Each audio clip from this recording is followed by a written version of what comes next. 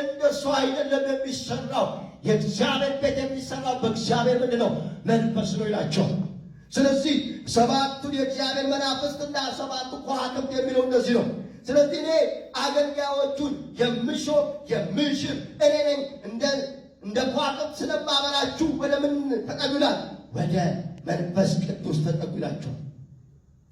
በሰርዴስ ውስጥ እንግዲህ መንፈስ ቅዱስ በሙሉ ነፃነትና ኃይል አይመላለስም ማለት እንችላል። ይህ ቤተ ክርስቲያን ውስጥ ፍጹም የሆነ የመንፈስ ቅዱስ አገልግሎት እንደገና እንዲቀጣጠል በእሳትና በመንፈስ ወደሚያጠምቀው ጌታ ፊታቸውን እንዲመልሱ ማሳሰቢያ የሰጣቸው። ተመለሱ፣ ፊታችሁን ወደ እሱ መልሱ፣ በእሳት ወደሚያጠምቀው ወደ መንፈስ ቅዱስ ራሳችሁን መልሱ ብሎ በደንብ አድርጎ ይነግራቸው። ልክ እንደ ሙሴ ማለት ትችላላችሁ።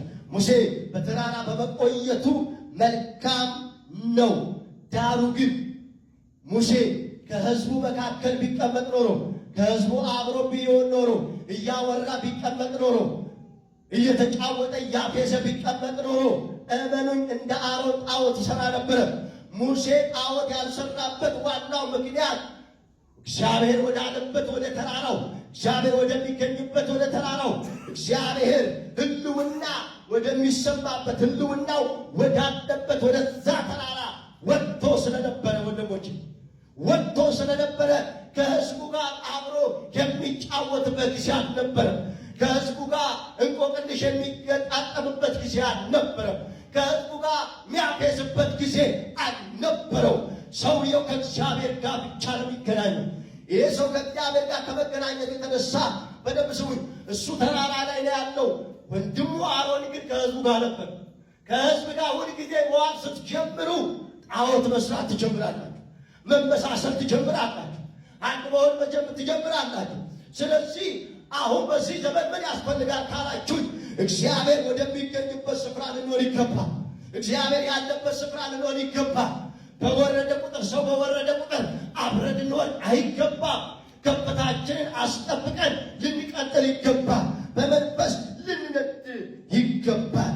ቅድም እንግዲህ ተናገር ያለው ሰባቱ የእግዚአብሔር መንፈሶች፣ እግዚአብሔር መንፈስ የጥበብ መንፈስ፣ የማስተዋል መንፈስ፣ የምክር መንፈስ፣ የኃይል መንፈስ፣ የእውቀት መንፈስና እግዚአብሔርን የመፍራት መንፈስ እያንዳንዳቸው በጣም ብዙ ረጅም ሰፊ ስለሆነ እነሱን አልፋለሁ። ምናልባት ጥቅስ ለምትፈልጉ ሰዎች ካላችሁ እግዚአብሔር መንፈስ ሉቃስ 4:18-19 ኢሳይያስ 61 ከ1 ጀምሮ ማንበብ እንችላለን።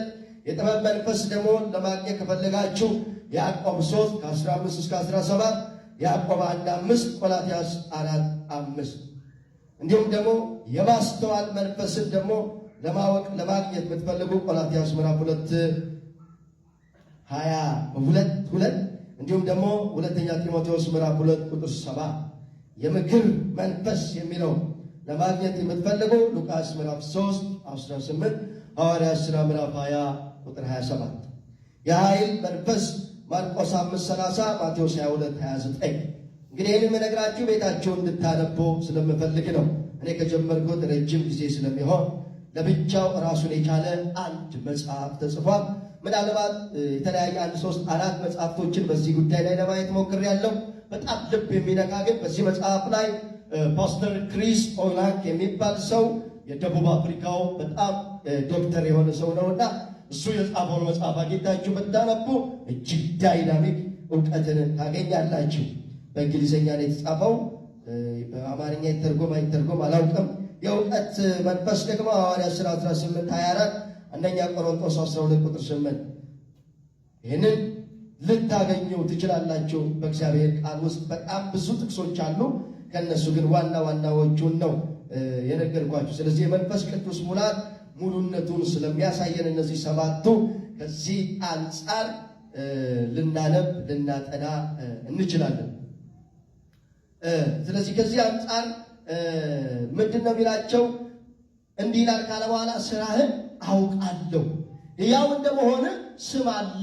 ምን ብላ ሞተህማል። ይህንን ክፍል ለማየት እንፈልጋለን። ስራህን አውቃለሁ። ምንህን አውቃለሁ? ስራህን አውቃለሁ።